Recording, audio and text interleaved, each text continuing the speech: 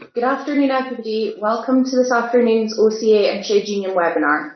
I'm Amy and I'm going to be your facilitator for this afternoon. Thank you for joining us. We had some issues last week with people not being able to hear us, so if you can't hear us or you can't see us, can you send me a little message just now, just using the chat function? I'll just wait for them to come through before we carry on.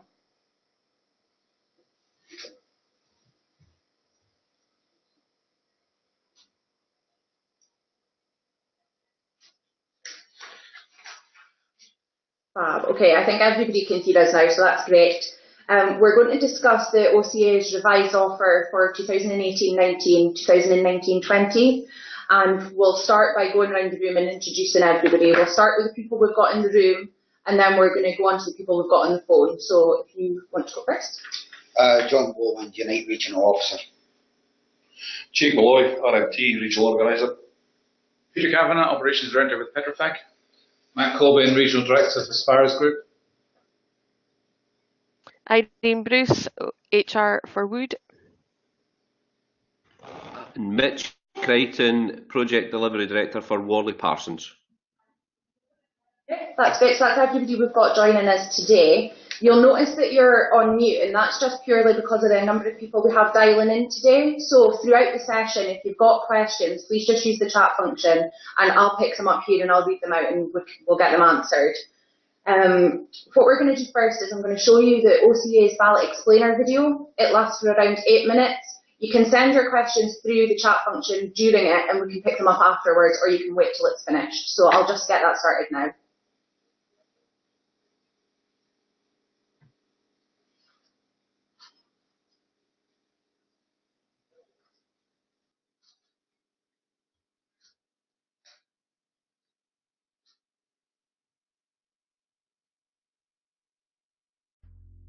The Offshore Contractors Association works with the partner trade unions Unite and GMB on a regular basis to negotiate the base pay and conditions of your employment. On the 18th of June, these trade unions along with RMT will ballot their members. The information provided in this video will allow you to make an informed decision when you are asked to cast your vote. The new OCA offer provides an increase to your base pay, addresses security of employment, provides for a more stable working environment, and incorporates a review of the Offshore Contractors Partnership Agreement. If the OCA's offer is accepted, it will come into effect on the 1st of August 2018 through to the 31st of March 2020. We know that the current agreement can be confusing, so to address this we have included, along with the current hourly rate, a day rate breakdown which includes field break, and a salary breakdown which includes field break, is based on 154 days worked and 28 days paid holiday. From the 1st of August 2018 to the 31st of March 2019, a Category B employee will see their base hourly rate increase by 65 pence per hour, the base day rate will increase by £7.80 per day, and the base salary will increase by £1,419.60 per year. This represents an increase of 3.3% to the base OCA rate across all categories. From the 1st of April 2019 to the 31st of March 2020, a Category B employee will see their base hourly rate increase by a further 50 pence per hour. The base day rate will increase by a further £6 per day, and the base salary will increase by a further £1,092 per year. This represents an increase of 2.5% to the base OCA rate across all categories. Because of the increase in base pay, you will also see an increase to sick pay, training pay, standby pay, holiday pay, and in your part night shift allowance. Have you checked in at the heliport? There is no change to the current standby payment. Have you arrived at the heliport or point of offshore embarkation but are unable to check in? There is no change to the current standby payment. Have you been held at home due to operational or weather delays? There is no change to the current standby payment. To maintain your employment until your next assignment, you will receive a reassignment payment of £80 per day. While you are awaiting reassignment, you will continue to maintain service with your company, and you will also be covered with life assurance. You are currently paid £2 per hour for each hour you spend on the ropes. Part of this offer includes a payment of £24 per day, even if you are only on the ropes for part of that day. This offer includes consolidation of the welding payments from the current 3 rates of 17 pence each to one overall rate of 51 pence per working hour. To address the changes to the types of training available, we have broken down the training payment in the following way. 0 to 4 hours, paid as 4 hours at D1. 4 hours to 8 hours, paid as 8 hours minimum at D1 and accrues field break. This offer will see the base level of life assurance increase from 30,000 to 75,000. We have listened to your feedback regarding occupational accident benefits and have consolidated these. To help address security of employment, we have introduced a new method of employment, a permanent retained contract. This applies to current ad hoc personnel.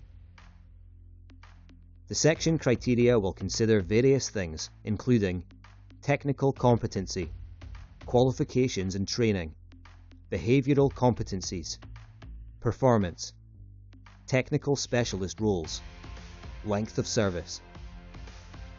We are offering this because some of you are regularly on rolling notice and we wanted to address this. If you are employed on a PRC, you will have continued employment. This also lets us look at more flexible working options for your employees. Our goal is to improve the job security of our employees. There will be no change to the work you do.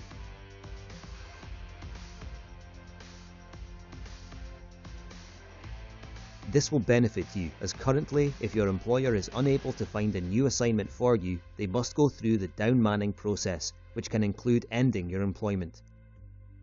If you are employed under this new contract type, your employer will be able to retain your service and keep you employed for longer.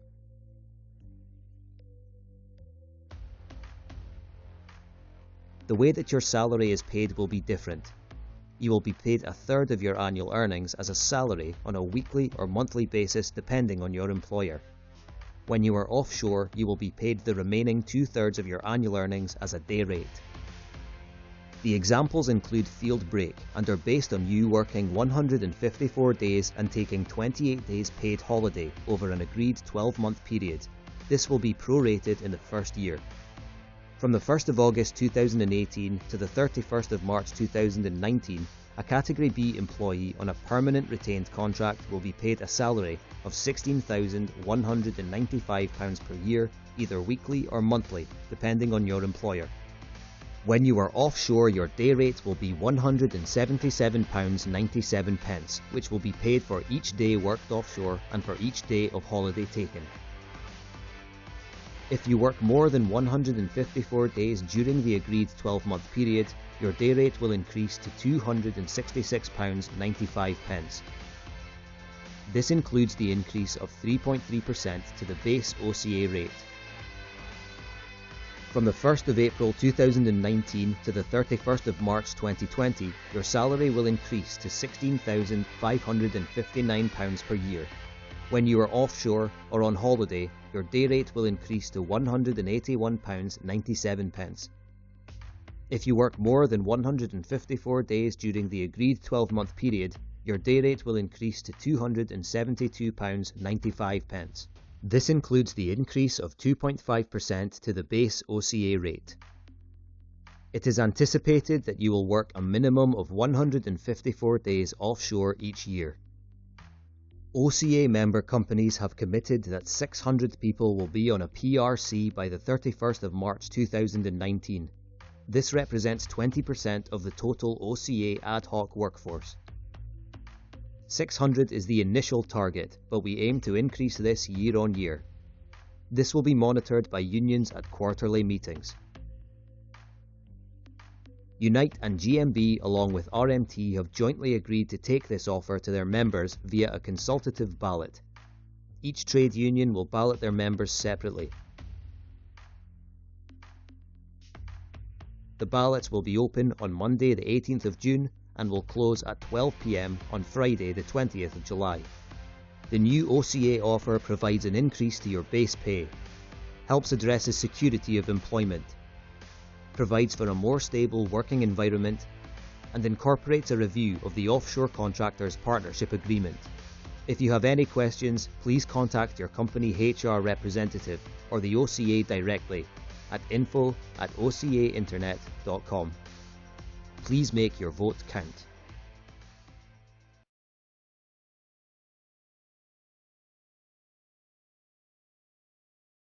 No, I cannot. Hi everybody, that's us back. Can I just do another quick check that you can see us in Feeders just after that video stopped? Please.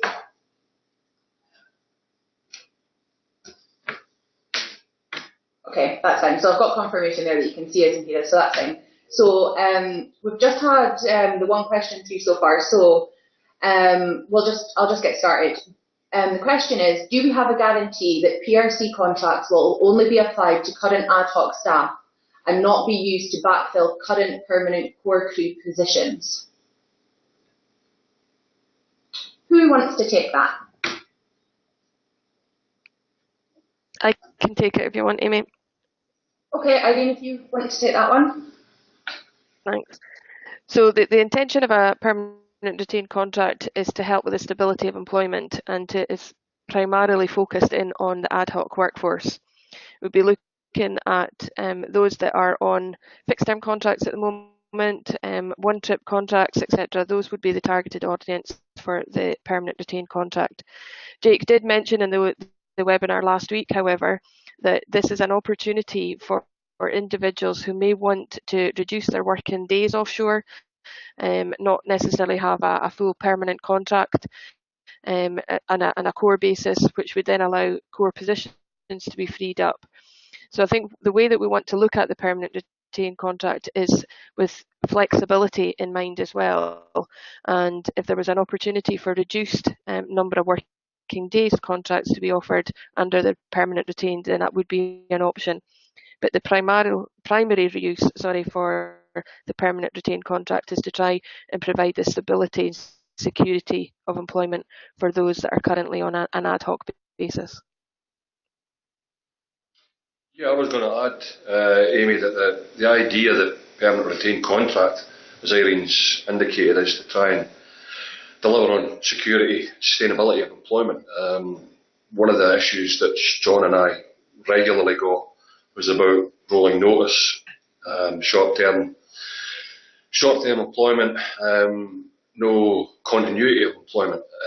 So the whole idea of the retained contract is to deliver on that, but also to deliver a degree of flexibility. I know through talking to some of the guys around about my age now, shall we say, that are not too keen to do the 182 days a year, they could look at moving from core into a retained contract, and, as Irene said, free of space. But if there's any indication anywhere that core numbers are going down, then you need to flag that up and question why that's happening as well.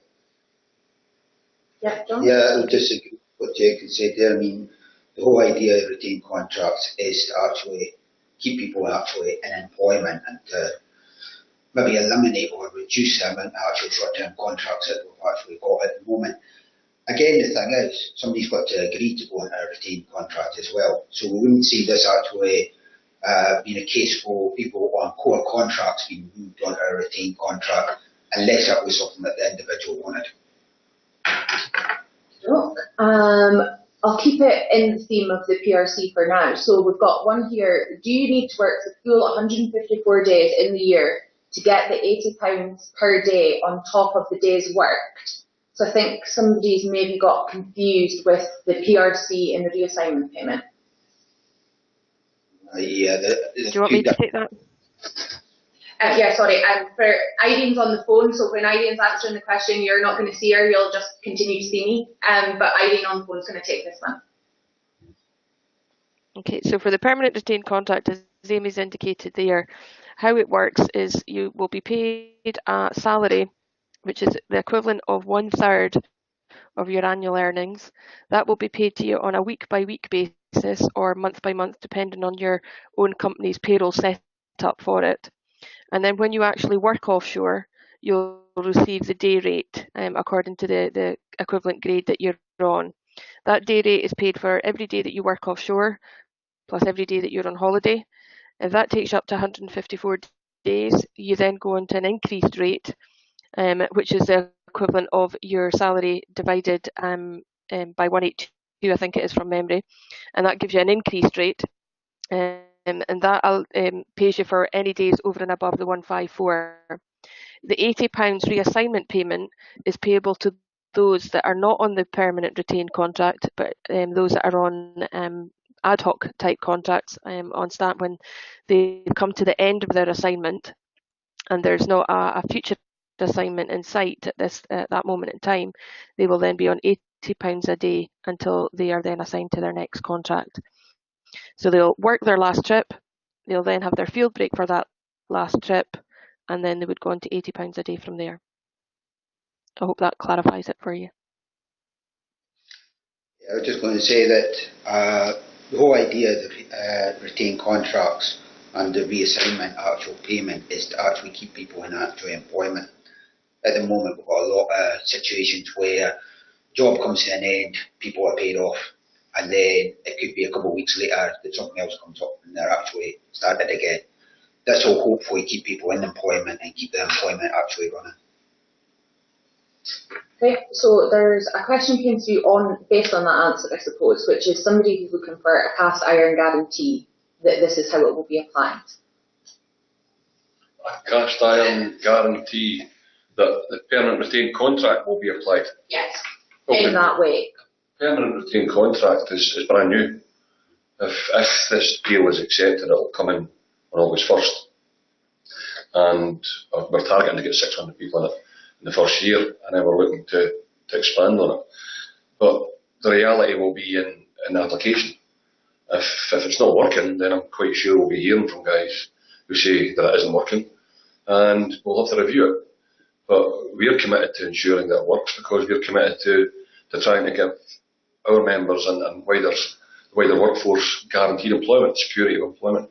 That's the whole objective. There's no any hidden agenda here. It's to try and stop what for some considerable years now has been a rolling notice, insecure.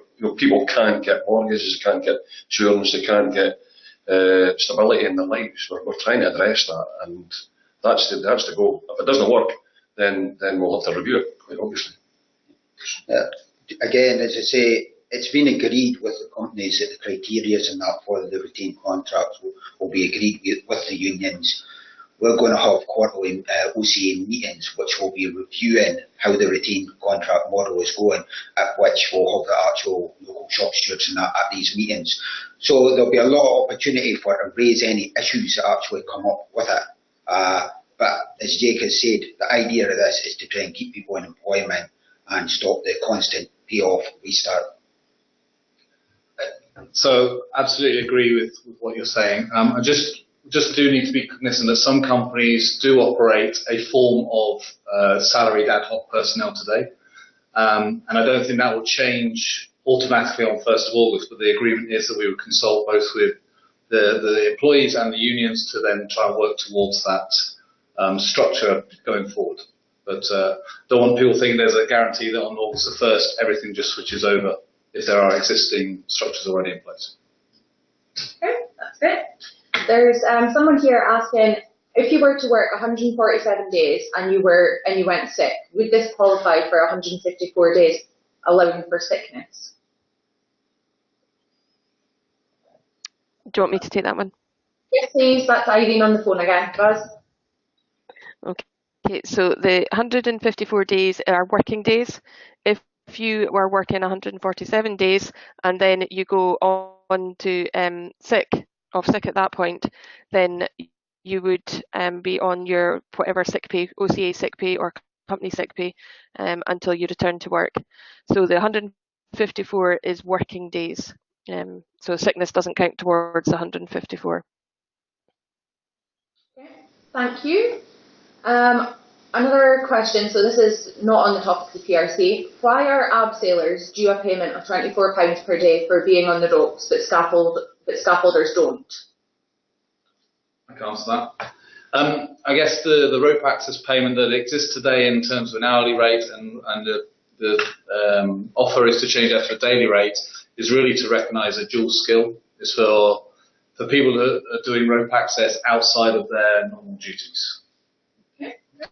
There's also the whole issue of moving it from hourly to day rate, because there's so many complaints about when they were on the ropes, when they weren't on the ropes. So applying it as a day payment takes away all that ambiguity, all that debate and unnecessary grief, if you like, just to make it a standard payment.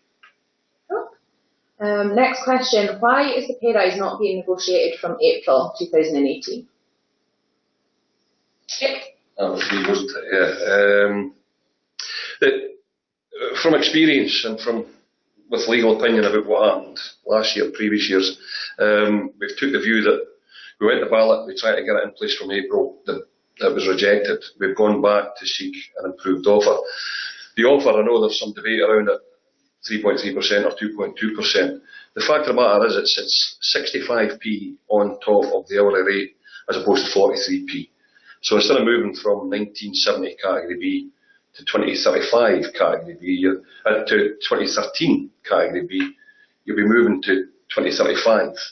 So that gives you an increased package upon which the 2.5 for the following year will be applied. So there is an actual increase on the offer, albeit for the mathematicians out there, I think they've come up with a view that it's not there. But that was the whole purpose of it. It was to avoid that scenario we had last year with lump sums being paid, backdated payments, legal positions, grievances, etc., etc., etc. We're applying it from the date we get it implemented, if that is it's accepted. Yeah. Again, agree with what Jake said there. I mean, we had lots of problems over the last couple of years with backdated payments, payments not getting made, people getting paid off and then actually not being able to actually get the payments. The idea of this is if it comes in from August, then it eliminates any of that. It actually starts from that date, and anybody that's employed at that date will get actually what's there. Okay. The next one we've got here is the £80 retainer payment paid 7 days a week when held at home? I can take that. Okay, that's Irene on the phone for us. Yes, the intention would be it's £80 per day until you are reassigned. That was easy. I don't have any other questions sitting waiting to be answered yet, so if you do have any, if you could just pop them through to me, because if we don't have any questions coming in, then we'll have to end. Okay, so there is one here.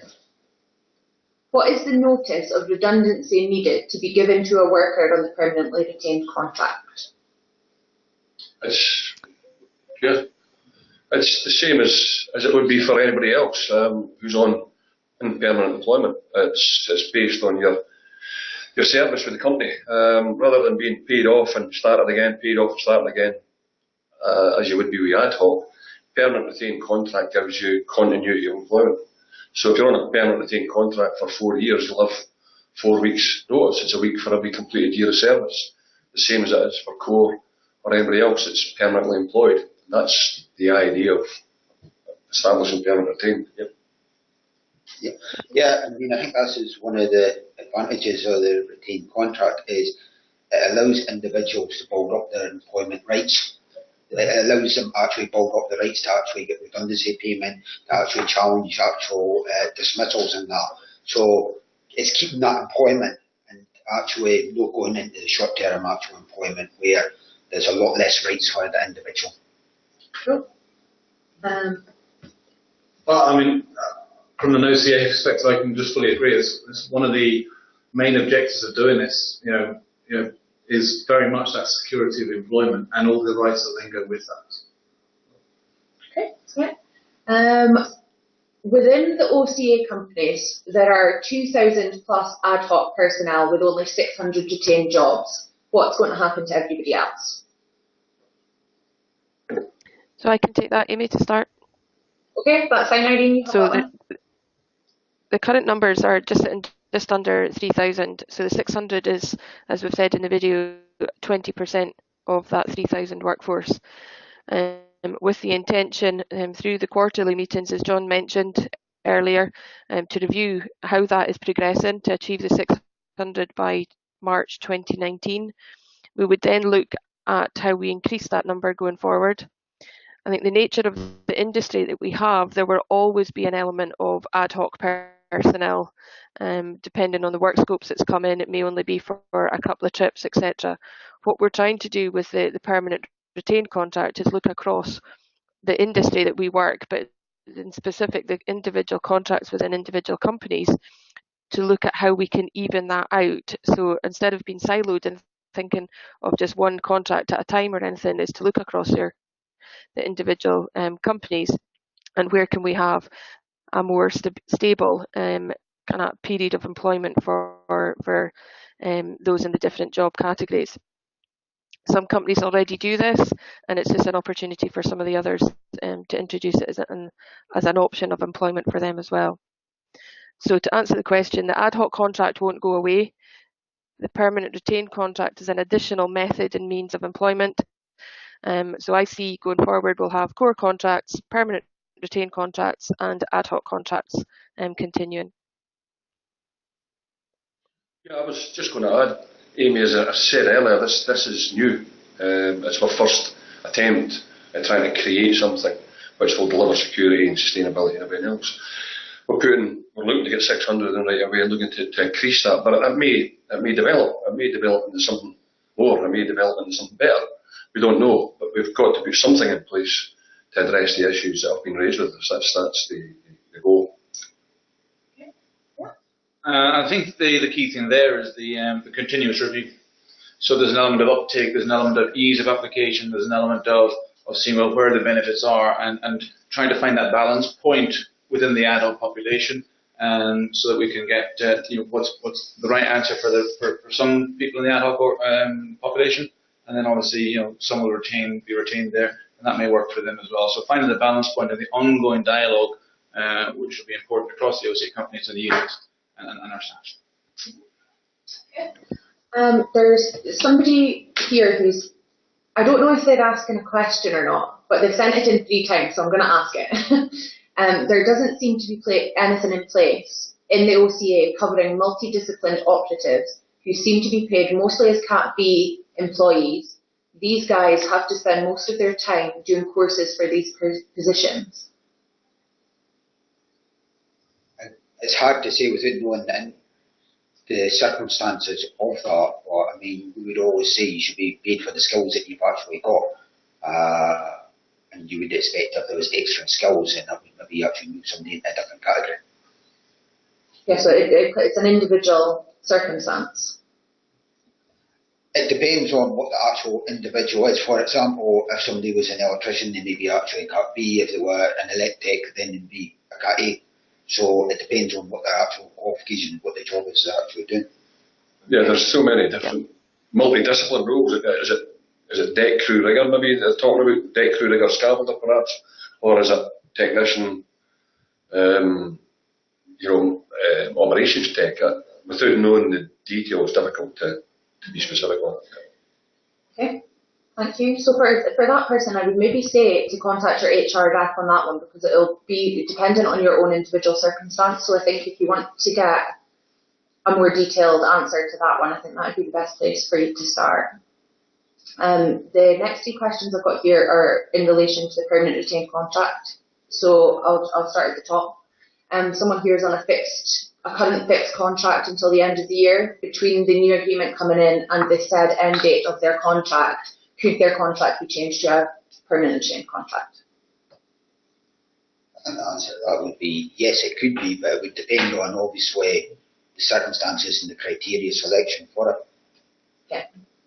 Yeah. So, I mean, again, the whole intent is to review the positions that are out there today, and where possible, to move people onto a more secure and stable permanent retained contract mechanism going forward. And if this individual or role moves into that category and everybody agrees, because this is a 2-way discussion, then there's no reason why they couldn't go on to a PRC. Okay. And the next one is, if you're on the PRC, are you entitled to a full 2 or 3 weeks at home after each trip, or are you able to be called back to work after 1 week or less?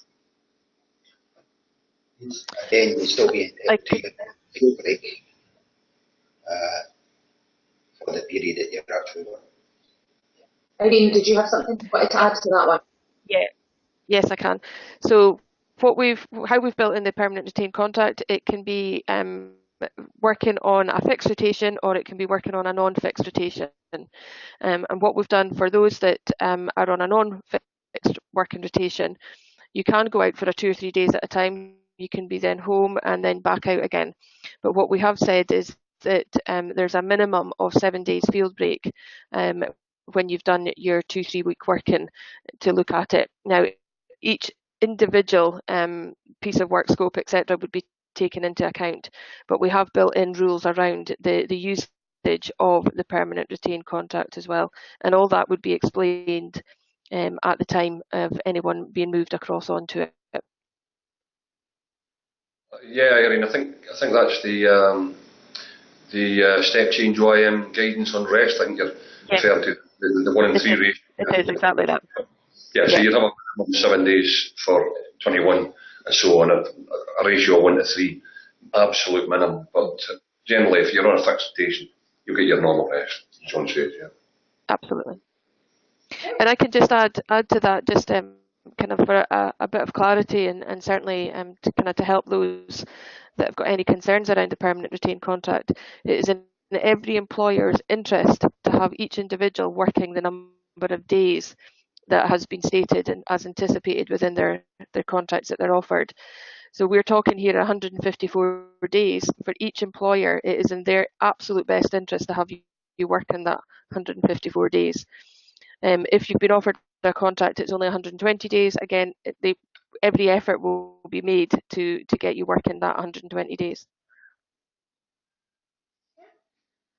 Somebody has heard that the permanent retained contracts are only in place for 1 year. How can we class this as a permanent job? Okay. I don't know where they're hearing that. Sorry, I don't know where that's come from. A permanent retained contract doesn't have a time limit on it. It's a permanent retained contract. Yeah. And just to reaffirm, the contract itself. Sorry, Matt, on you go. I was going to say it's an employment contract, and it has exactly the same rights as any other employment contract. So it cannot just be removed.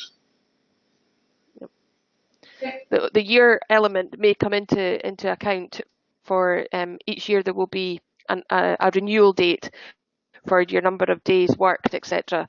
So we will always talk about a 12-month period, but that's to how many days you've actually worked in that 12-month period, and then it will reset itself for the following year. So unless that's where confusions come about, it's only been a year contract.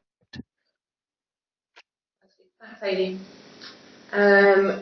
Where do we go next if the current offer is rejected?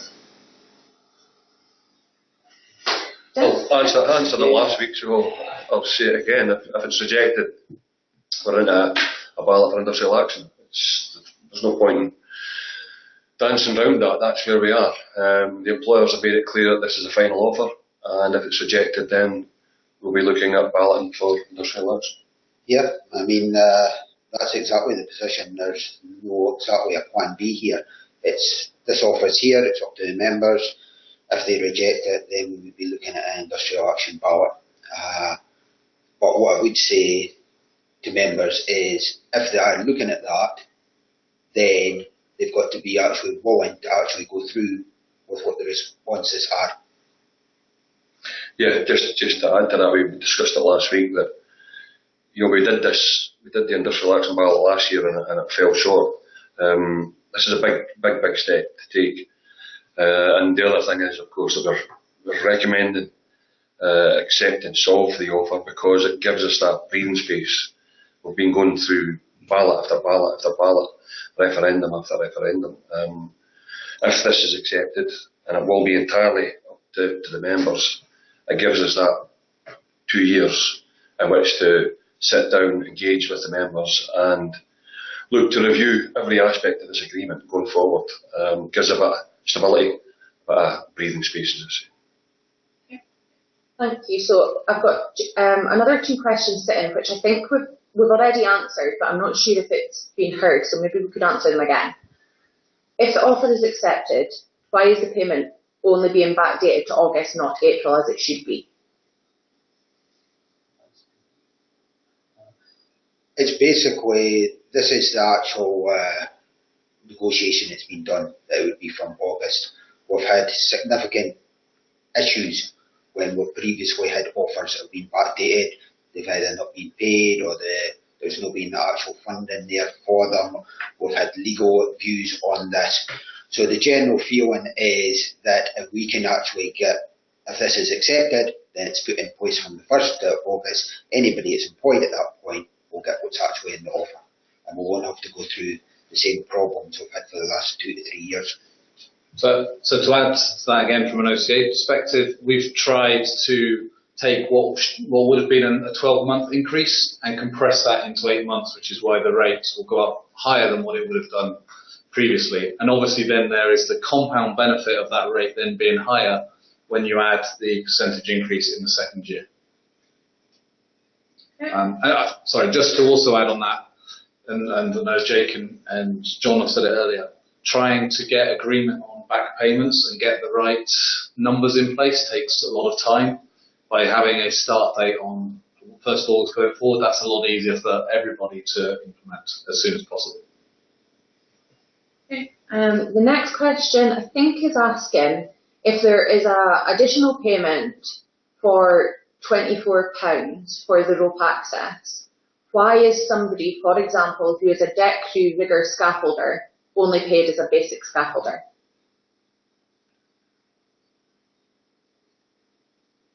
Again, I think we'd said previously that the rope access payment is made to actually recognise the training and the skills for the actual rope access and the certification for that. That's what's there. It's been moved from an hourly actual basis to actually getting paid over a 24-hour period, because generally we've had issues when determining when people's actually been working on the ropes. And could we reaffirm again what happens if the deal isn't accepted by the 1st of August? If the deal isn't accepted or it's rejected by the members, then we go to a ballot for industrial action. There's no point in dressing it up in any other way. It's a ballot for stoppage of work and strike to try and force the hands of the employers. That's it in a nutshell. Yeah, I would just agree with what Jake said there. We've already said it. The next stage would go to industrial action ballot. But I would say again to members, given the turnouts that we've had recently, then they need to actually vote. Okay. I don't have any other questions sitting waiting, so if anybody does have anything that they'd like to ask, if you could pop something through. Just on this ballot thing again, I think it's important to emphasise that everybody uses their vote. We've missed the threshold of industrial action. We've had very poor or minimal turnout a lot of the time on ballot. If there's anybody out there who is reasonably happy or content with the offer, then don't think for a minute that no bothering to vote doesn't influence things. It does. So if you're reasonably happy and prepared to accept it, then please vote. Otherwise we get into a scenario where we've got a relatively small turnout and a big number of those voting to reject it. So you've got to think about the big picture here. Use the vote either way. Whether you accept it or reject it, use the vote. That's the key. Yeah, we just actually agree on that we seem to have a percentage of membership that open up the actual ballots, look at the ballots and actually don't vote. Vote, whether it's yes or not, that's your decision. But actually make that vote, because we need that representation coming forward to show that actually it's a legitimate ballot and people have actually voted in it. Okay. So we've got a couple of questions that have come through. The first one, do the unions think this offer is fair? I think it's a reasonable offer. I mean, any offer could always be better. that's the principle we go by. But after 3 years of continuous disputes we've had with the OCA, we've got to a position where we're looking at a new way of working with the retained model. We're looking at trying to keep people in employment. We're looking at trying to get an increase.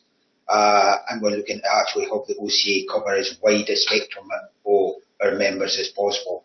Now, on these 3 areas, I think we've moved forward, but ultimately it'll be up to the members to decide whether we've moved far enough on them. But in our view, it's a reasonable offer, and members should give it full consideration. Yeah, just to follow up on everything John said, that we're recommending it because it's a reasonable offer in the current climate. I think this is a term that was used last week, the current climate. The current climate 3 years ago was $40, today it's $75, $80. But the current climate isn't that dollar price. It's the climate being applied by the operators, and it's the pressure that's been put on every contractor. It's not just the OCA, it's the diving contractors, the catering contractors, the drilling contractors. That pressure is still there. And what we need is a bit of breathing space to deal with that pressure for all parties from this table, for the employers and for the workforce. 5.5, 5.8, whatever it is over the 2 years gives us that breathing space so that we can see where the market's going, see whether we're getting investment, see if we can change the minds of the oil companies, because that's where it's at. It's the oil companies' pressure that's determining the economic climate, and in that current climate we think this is a reasonable offer. Thank you. We'll go into the next question. Are training days counted towards the 154 days within the permanent retained contract? Irene, do you want to take that one? Thanks. Yep, certainly. So as I said previously, the 154 days are based on working days. Training would be paid at the training rate over and above so when you're on training, you get paid as being on training. When you're working, it's a day that counts towards the permanent retained contract days. Irene, I think this is maybe another one for you. Will there be an interview for the permanent retained contract, or will it just be offered outright? There is a selection criteria that's been pulled up. That's explained in the video itself and can be provided in writing. So it goes through a number of different areas. Each company may choose to do it slightly differently, but we've set the minimum of what we're looking for in the selection criteria to be written into the partnership agreement. When somebody is held at home, will they get paid 8 hours standby instead of 12 in the new offer? So I can take that again if you want. So what we've got within standby now is if you have checked in at the heliport and then your trip is delayed, that is paid as 12 hours. And in the video, it shows as you've checked in, you're ready to go, so it's paid at 12 hours at D1. You may have arrived at the heliport, but you've not actually checked in, or you may have been called and you've been asked to stay at home because there's been a weather delay or an operational delay to your mobilisation. That is paid as 8 hours. And then the third element that we've got, so both of those, you're on assignment, you've either checked in or you're on assignment and you've not yet checked in. And then the third one is a category for the where you're not on assignment, you've yet to be assigned, or your assignment has been terminated, and that is the one that's been paid at £80 a day until you return to being on an assignment. Irene, there's another one here. Does the 8-hour held at home payment apply to core staff? So I think that's somebody maybe wanting to know that if it applies to somebody who's core crew rather than ad hoc. So core crew, there's no change to how standby is actually applied to you at the moment. Speaking from my own organisation, you're paid a monthly salary, so it doesn't come into account. But in other organisations, it may be paid slightly differently. So for me, it would be an individual company message, but I don't actually see that there's any change to how it's currently done. So there's somebody asking why have they lost 4 hours as many people will have travelled to Aberdeen? Well, It's nothing's not a changed. case of losing 4 hours. Nothing's changed, no. The only change is the introduction of the £80 for those that are not on an assignment yet to be reassigned or the assignment's ended. The rest is remaining exactly as it is at the moment. Yeah, no, just what I was saying there, the only changes are where somebody's no assigned or where the job's actually come to an end. On that, the rest of the actual standby is the same as it is at the moment. Yeah. Okay. I have somebody asking if there are any talks on the reintroduction of terms and conditions that have been removed from permanent contracts over the last 3 years. But I think to answer that one, I think that would be a matter for your own individual employment contract. I don't think that's something that anybody in this room will be able to answer today, I'm afraid. But I am conscious. I want to make sure that I read them out so that you know that I am seeing them. It's just that some of them we're not going to be able to have that detail. I'm aware of that one as well. You're aware of that one, okay? Okay. There is a question here. So the person who asked it will know that who you are, but I'm going to need a little bit more information because you said these figures are all based on 3 and 3 rota with holidays. What happens if we get a rota change in the near future? But I don't know which figures you're referring to. So if you could send me through a little bit more detail on that, then we can look to try and get that one answered. Well, the agreement applies across the board. I mean, I think we've got 18 different interpretations of rota and holiday and everything else. There's a huge, it's not just 3-3 or a change, there's a huge number of different rotas and holiday provisions. That's what we're trying to address. That's the whole idea, having this review. And that 2 years is another area that we can get into this whole issue and try and get some kind of standardisation, hopefully. I know it's you're setting them out. So I think the figures, what might be causing confusion is whether it's 3 or 3 and 2 and 2, the figures for calculations are generally we base them on an equal time rota with 28 days holiday for calculation purposes. I think that's maybe what's causing confusion. But the rate increases are on an hourly rate, so that'll be calculated on whatever rota you're on. Okay. And agreed. Yeah, the rotas are effective. It's on the base rate. Okay. And whether your salary, hourly, day rated, it's applied across the board. I guess in the video we take an interpretation of an equal time rota because we put in an annual amount for people on an hourly rate. So that assumption is on a equal time rota. But that will obviously change if they're on a 2-3 or something. Okay. Yeah, I see where that's coming from. We've tried to put an annual to try and show how that would work. Okay. I don't have any more questions sitting, so again, if you do have anything that you'd like to ask, please just send them through just now. We'll just give you a couple of minutes to get some typed in. In which case, can I do a wee promo for a safety conference? You can fill your picture. By all means, please. Offshore coordinating group will be staging in August. There'll be information coming at the end of this month. We're going to be staging that with our Norwegian colleagues, our Danish colleagues, and we're looking for reps across the board offshore to get involved in it. It's 14th and 15th of August. Get them in your diaries, and if you can come along, then let us know. Jake, John, do you want to remind everybody about when the ballot opens and all that good stuff? Yeah, well, the ballot's actually open tomorrow and basically close at noon on the 20th of July. So again, what I would say to people is as soon as they actually get the information for the ballot, get your ballot in, don't leave it till later, just get it in as soon as possible.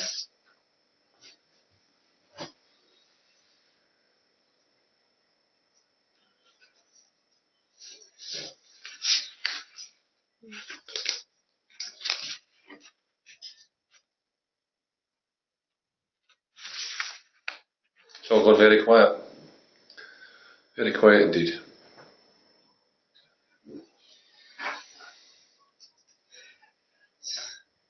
Yeah, no, so we're still Still waiting for another couple of questions. If we don't have any in the next minute or so, I think we'll probably just try and draw things to a close at that stage.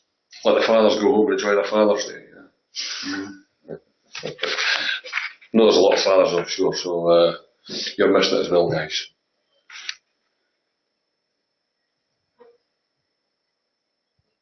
Okay, everybody. I think that's the last of our questions come through. So I think we'll probably just draw everything to a close then. On behalf of the OCA, I'd like to thank everybody who's taken the time to join us and to ask all the questions, and especially to those of you who are sat offshore just now. Thank you to the OIMs and everybody who's released you to be able to participate in this. And I suppose we would just like to highlight again to make your vote count when the ballot opens tomorrow. Okay. Thank you, everybody. I think we'll sign off from there then. Thanks, everybody. Thank you. Thanks. Bye bye. Thanks, Amy. Thanks. Bye.